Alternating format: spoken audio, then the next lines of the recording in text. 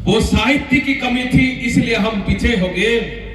यदि गुमराह हुआ वो इसलिए गुमराह हुआ कि हमारा साहित्य हमारे घर में नहीं है, हमारी बहन के पास नहीं है, हमारी भाभी के पास नहीं है, हमारे पिताजी के पास नहीं है, आने वाली पीढ़ी के लिए हमारा साहित्य नहीं है।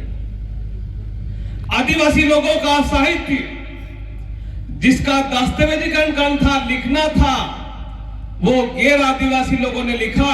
जैसे अभी दादा बोल रहे थे, कानू भाई वसावा ने, कि वो उनके हिसाब से लिखते गए, अपन को पता ही नहीं कि हमारे बारे में क्या लिखा। उसी प्रकार आदिवासी का इतिहास लिखा।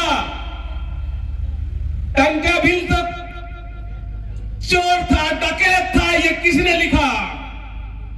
यदि ये लिखा तो क्रांति सूर्य विश्वविद्यालय कैसे बन गया? ये आप लोगों ने जो काम किया, इसके बाद लोगों ने इसको बना। उससे पहले चोर डाकैत बोलते थे।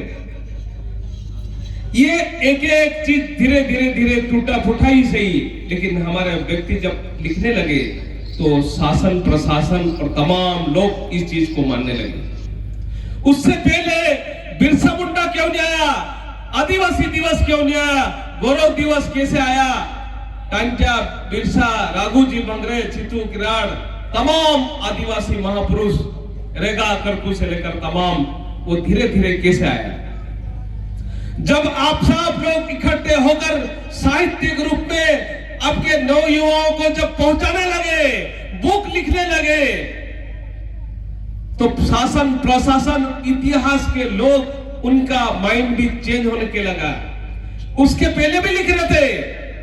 जवाहरलाल यूनिवर्सिटी जेएनयू के लोग भी आपके आदिवासी की मिर्ची कैसे कुटता, प्याज को कैसे खाता, वो कैसे जिंदा रहता, कैसा उसकी कल्चर है, उसका जीवन प्रकृति के साथ जीवन जीने का तरीका कैसा है, वो लिख के ले जाते।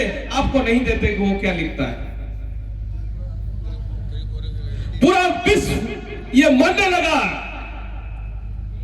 कब? जब पूरा विश्व हवा की संकट है, पानी की संकट है, जिंदे रहने की संकट आ गई, तब अध्ययन करने लगे कि आदिवासी ये कम क्यों मर रहे हैं, इतने संघर्ष इनके पास साधन नहीं है तो मर क्यों नहीं रही।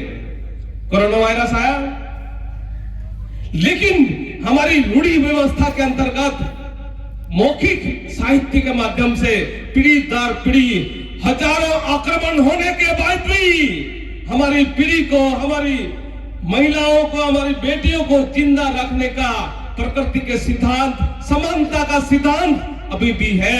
आप जो दहेज के नाम से बेटी को मार रहे थे, पैदा होने से पहले मार रहे थे, अब आदिवासी का अध्ययन करके वो सीख रहे हैं, क्योंकि उनको शादी के लिए या आने वाली जनरेशन के लिए लड़की नहीं मिल रही है। ये साहित्य आप पे मौखिक साहित्य को वो दस्तावेजीकरण कर रहे हैं जो गैर आदिवासी लोग हैं। वो पीएचडी कर रहे हैं, वो डॉक्टर बन रहे हैं, आदिवासी के बजट से आदिवासी पे लिख कर, और वही डॉक्टर करोड़ों रुपये कमा रहा, पुरस्कार मिल रहा, आदिवासी शब्द संस्कृति से सब कुछ उसको मिल रहा, लेकिन आदिवासी को नहीं मिल रहा है। आदिवासी घर में गैर संस्कृति कैसे आ रही है? आदिवासी संस्कृति छोटे कैसे हुई? हमारी प्रकृति पूजक सिस्टम छोटे कैसे हो रही है? और आदिवासी की जो प्रकृति सिस्टम, जीवन जीने के जो मेन मूल आत्मा है, गैर आदिवासी लोग अब संकट में आ गए तो आपकी आदिवासी की चीज को कैसे चुरा रहे हैं? जगह जगह भाजी पाले का सिस्टम, कल्चर का सिस्टम, बाजे का सिस्टम, सब लोग कैसे चुरा चुरा के दूसरे गैर आदिवासी में ले जा रहे हैं।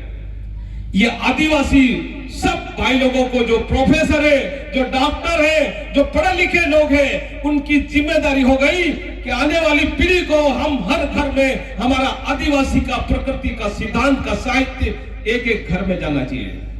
अभी दादा ने कहा कि हमारे घर में आदमी हमारा है, उसके दिमाग में गैर आदिवासी संस्कृति डाल रहे हैं।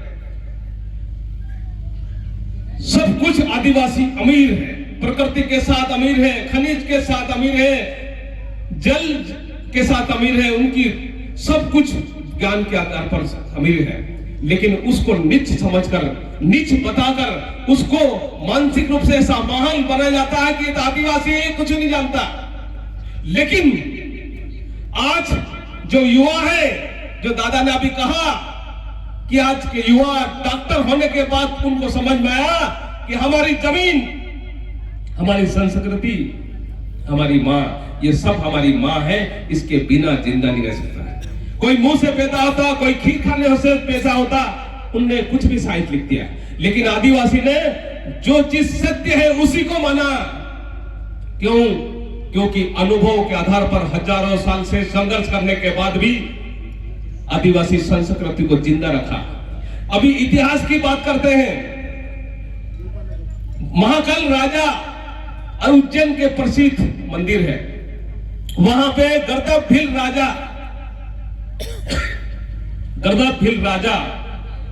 विक्रमादित्य का पिताजी हमारे आदिवासी इतिहासकार ने धीरे धीरे धीरे निकालने लगे। बिरसा, कांचा, रेगा करकू, राघुजी भांगरे, तमाम हजारों लोग को जगह जगह छोटे छोटे चीजें निकालने लगे। भले उनको साधन नहीं, लेखक के पास कोई साहित्य लिखने के लिए कागज नहीं है, लेकिन धीरे धीरे धीरे धीरे इस एकता परिषद के पांडल में हजारों साहित्य आने लगे। और बच्चे बिना बुलाए लोग लाखों में जो आ रहे हैं वो साहित्य ले जा रहे हैं। कुछ समय तो मैंने देखा मारो दादा कि स्टॉलों पे बुक ही खत्म हो गई। दूसरे दिन हम लेके जाएंगे, शाम को पता चला कि साहित्य खत्म हो गया। आज हमारे पढ़े लिखे युवा इस चीज को समझने लग गया, ये सबसे बड़ी बात है। हमारे बाप दादा ने मौखिक साहित्य बनाया था, लेकिन अब हमारी सबकी जिम्मेदारी है कि आने वाली पीढ़ी को हर घर में आदिवासी संस्कृति का साहित्य, हमारे पूजा का साहित्य, हमारे देवी देवताओं का साहित्य, हमारे जो अखातीज का साहित्य, नई वर्ष का साहित्य, हमारे हर क्षेत्र का अलग अलग भाषा, रीति रिवाज का साहित्य हमको संधारित करना चाहिए। अब यूनाइटेड नेशन ने डिक्लेरेशन में ये कहा कि आदिवासी को बचा लो। 7,000 से अधिक आदिवासी प्रकार है पूरे विश्व में, और 5,000 से अधिक आदिवासी की संस्कृति है। इस मध्य प्रदेश में भी हजारों प्रकार की वैरायटी है। गौड़ में लगभग 87 प्रकार के गौड़ की व्यवस्था है। भीलों में 57 से लेकर 60 प्रकार के भील की व्यवस्था है अलग अलग, क्योंकि कर्नाटक का भील का अलग है, झारखंड का अलग है, त्रिपुरा का अलग है, राजस्थान में अलग है, मध्य प्रदेश में अलग है और महाराष्ट्र में अलग है। उसकी बहुत तरह से वैरायटी है। उसको संधारण की जरूरत है, उसको लिपिबद्ध करने की जरूरत है। हमारे पुरखा ने जो टोटम सिस्टम, वसावा क्या है, वाहनु क्या है, ये मसानिया क्या है, ये दावर क्या है, ये रावत क्या है, इस चीज को टोटम के साथ उनकी पूजा पद्धति, उनकी संस्कृति क्या है, इस चीज को हमारे लोगों ने भ्रमित हो गए। हमारी चीज को छोटी मान ली और गैर आदिवासी की चीज को बड़ी मान ली। हाँ, हमारे घर में हमारे पुरख का जो सिस्टम था उस स्थान पर दूसरे के चीज को रख दिया। आज पूरे विश्व में के साथ साथ भारत में आदिवासी संकट में है। यदि आदिवासी खत्म हो जाता है तो आपका आने वाली पीढ़ी को दिखाने के लिए संग्रहालय बना दिया है कि आदिवासी लोग ऐसे रहते थे। अब आपका पुतला मिलेगा। भोपाल में संग्रहालय है, जयपुर में है, असम में है, बना दिया। आपका खत्म हो जाएगा और बोलेंगे कि आदि मानव ऐसा रहता था।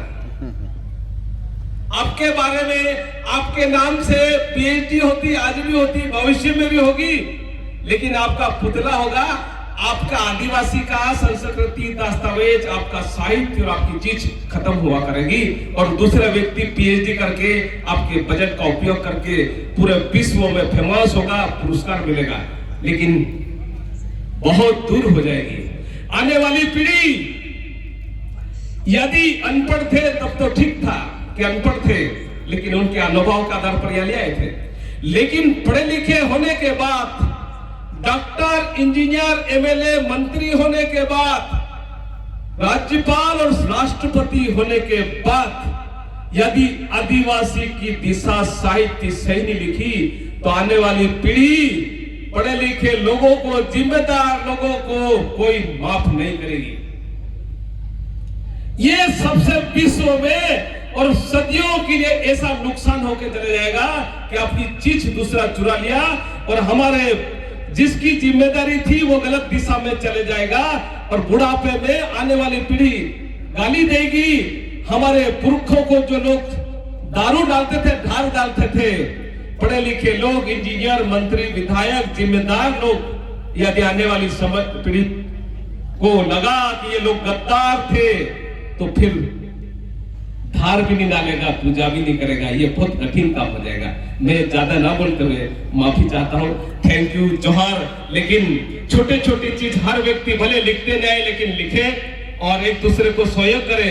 यदि आदिवासी पीछे गरीब इसलिए है क्योंकि उसका साहित्य नहीं है, इसलिए हम भ्रमित है। इसलिए आप संकल्प लेके जाए, महिला, पुरुष, बच्चे सब लेके जाए कि हमारे बूढ़े के लोग बूढ़ों के साथ बैठे और वो जो बोलते भाषा, रीति, उसको संधारित करके आने वाली जनरेशन को बताए। मैं इतने ही बोलकर अपने स्थान करता हूं। जोहार, जय आदिवासी। आभार दादा।